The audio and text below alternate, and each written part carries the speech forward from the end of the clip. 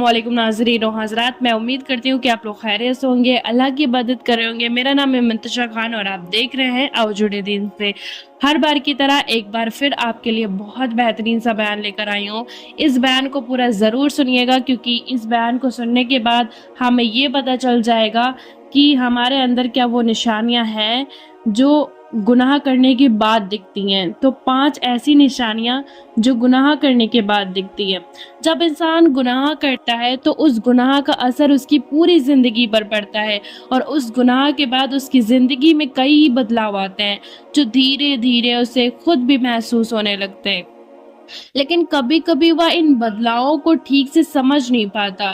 तो आज इस बयान में हम जिक्र करेंगे वो 5 निशानियां जो गुनाहों के करने के बाद दिखाई देती हैं और इंसान खुद भी उसे महसूस करता है। गुनाह करने के बाद इंसान में होने वाले ये बदलाव सीधे तौर पर उसकी रूहानी और जहनी यानी कि जो जहनी हालात पर असर डालते हैं। ये 5 निशानियां इस बात का इशारा करती हैं कि इंसान को अपनी ज़िंदगी में सुधार की ज़रूरत है, और जब तक इंसान इन बदलावों को समझकर तौबा नहीं करता तब तक उसकी ज़िंदगी में यह नेगेटिव असर बना रहता है।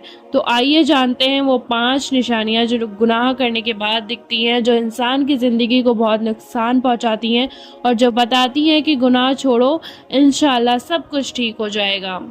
नंबर 1, चेहरे पर स्याही का असर। अगर किसी इंसान से गुनाह हो जाता है और वह तौबा नहीं करता तो इसका असर सबसे पहले उसके चेहरे पे दिखाई देता है। उसके चेहरे से नूर ख़त्म हो जाता है और चेहरा मुरझाया हुआ और थका थका सा लगने लगता है, और वो मासूमियत, वो सादगी जो एक अल्लाह वाले के अंदर होती है वो छीन ली जाती है।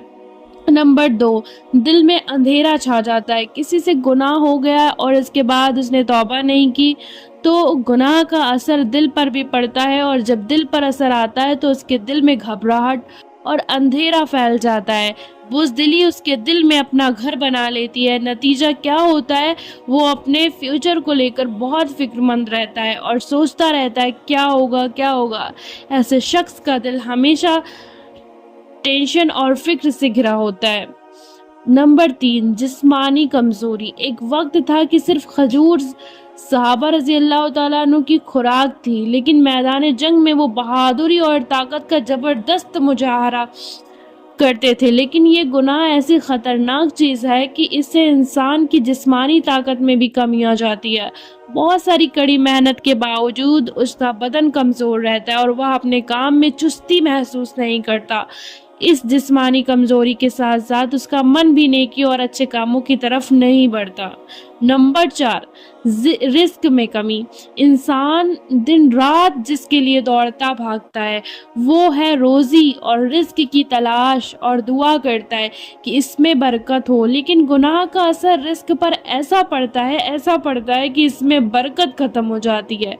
चाहे जितनी मालो दौलत हो, चाहे जितने आपके पास दौलत क्यों ना हो, लेकिन पूरा नहीं पड़ता, और इतना सब होने के बावजूद इंसान खुशी को तरस जाता है, और ये हालात तब तक बनी रहती है जब तक तौबा ना कर ली जाए।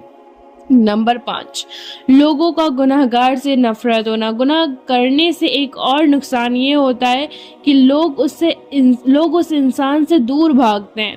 भले ही वो खुद को बहुत बड़ा, बहुत इम्पोर्टेंट समझता हो, लेकिन उसका जो बिहेवियर होता है, जो बर्ताव होता है, जो उसका अखलाक होता है, और बुराई उसे दूसरों के दिलों से निकाल देती है। जब इंसान अल्लाह के हुक्म को नज़रअंदाज करता है तो अल्लाह ताला भी उसे दूसरों के दिलों से नफरत दिलवाते हैं। जब इंसान अल्लाह से मोहब्बत रखता है तो अल्लाह फरिश्तों से कहता है तुम भी मेरे बंदे से मोहब्बत करो। इन निशानियों को समझकर हमें अपनी ज़िंदगी में सुधार लाने की कोशिश करनी चाहिए और गुनाह से बचने की राह पर चलना चाहिए। अल्लाह ताला हम सबको, हर एक मुसलमान भाई और बहनों को हर गुनाहों से अगर इनमें से कोई भी निशानियां हैं तो आज ही तौबा करने की तौफीक अता फरमाए, हर गुनाहों से बचने की तौफीक अता फरमाए। आमीन। अस्सलामु अलैकुम व रहमतुल्लाहि।